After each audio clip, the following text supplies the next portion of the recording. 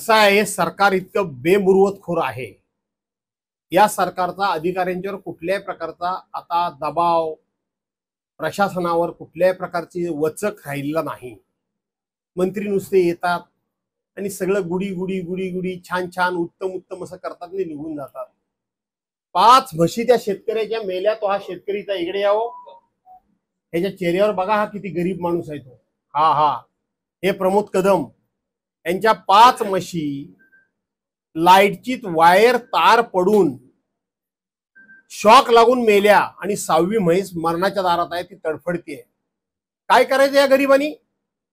या नालायक अधिकाऱ्यांना खरं सांगितलं तर उलटे टांगून मारले पाहिजेत. हे आम्ही भाषा जेव्हा वापरतो तेव्हा लोक आम्हाला रफ भाषा बोलतात म्हणून सांगतात. अरे तुम्ही वायरला गार्डिंग केलंच नाही. प्रत्येक ठिकाणी ज्या ठिकाणी तुम्ही तारा जोडता पोलवर तिथं गार्डिंग करावं लागतं. एखादी तार तुटली तर त्या गार्डला ती टच होऊन तिचा प्रवाह खंडित होतो, ती डिस्कनेक्ट होते. ज्या अर्थी ती तार खाली पडली आणि ती जिवंत राहिली, म्हणजे त्यातून वीज वाहिनी वाहत राहिली, त्या अर्थी त्या ठिकाणी गार्डिंग झालेलं नाही. आणि म्हणून अशा अधिकाऱ्यांना खरोखरच उलट टांगून मारलं पाहिजे. पण अधिकारी सुद्धा इतके बेमुरवतखोर झाले, त्यांना मंत्र्यांचा काही वचक राहिलेला नाही. त्याच्याकरता हे असे गरीब शेतकरी जे बिचारे आहेत हे बळी जातात. या माणसांनी काय करायचं? मी जाणार आता MSEB मध्ये. त्यांचं मानधन मिळत नाही. त्या ठिकाणी श्रावणबाळ योजनेचं मानधन मिळत नाही. संजय गांधी निराधार योजनेचं मानधन मिळत नाही. लाडक्या बहिणीला त्या ठिकाणी दर महिन्याचा देणारा हप्ता हा आदिवासी विकास योजनेतून पैसे काढून आणि मागासवर्गीय विकास योजनेतून म्हणजे समाज कल्याण विभागाच्या योजनेतून पैसे काढून दिले जातात.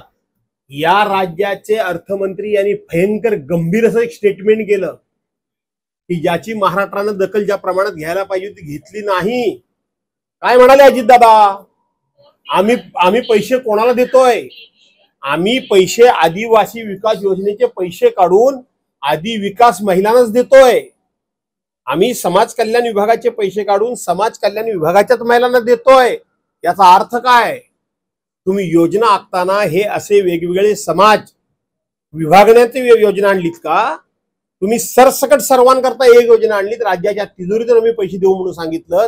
46,000 कोटी रुपये राज्याच्या अर्थसंकल्पामध्ये आम्ही तरतूद केली म्हणून सांगितलं. आणि तुम्ही आदिवासी विकास योजनेचे पैसे तुम्ही आदिवासी विकास महिलांना देता. समाज कल्याण विभागाचे पैसे तुम्ही समाज कल्याण विभागाच्या महिलांना देता. म्हणजे राज्याची तिजोरी ही आदिवासी समाजाकरता आणि मागासवर्गीय समाजाकरता नाही, फक्त बाकीच्या समाजांकरता आहे का? काय चाललंय काय हे? पण मनाला वाटेल ते बोलायचं. आणि त्याच्यावर मुख्यमंत्र्यांनी आणखीन गंभीर अशा प्रकारचा कोट केलं की अजितदादा पवार बोलले ते आमची सगळ्यांची भाषा आहे, आमचं सगळ्यांचं तेच मत आहे, ते बोलले ते आम्हाला मान्य आहे. टाइम्स डिजिटलला लाईक करा, शेअर करा, सबस्क्राईब करा आणि बेल आयकॉन दाबायला विसरू नका. Times digital.